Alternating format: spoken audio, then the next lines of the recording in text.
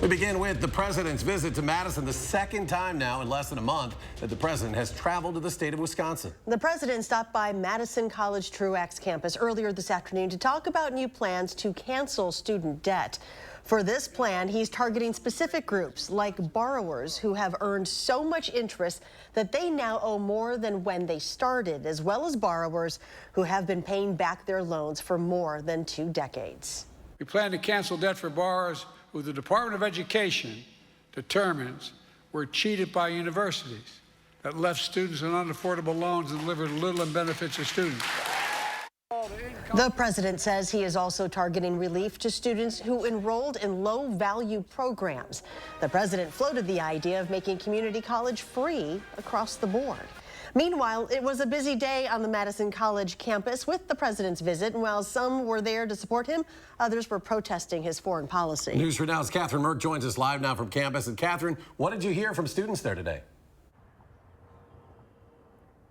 Eric and Charlotte, it was a very busy day on the Madison College campus, and a visit from the President of the United States just topped the whole day off.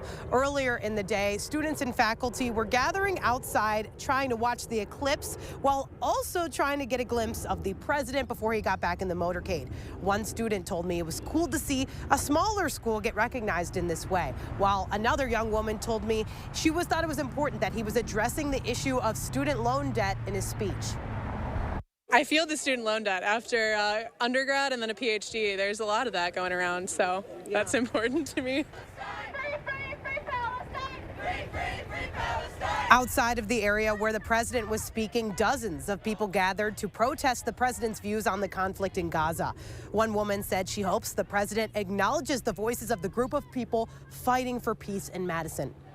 What I want Biden to do is to feel the urgency that the majority of Americans want a ceasefire. We want a change, and we want him to be a leader for peace.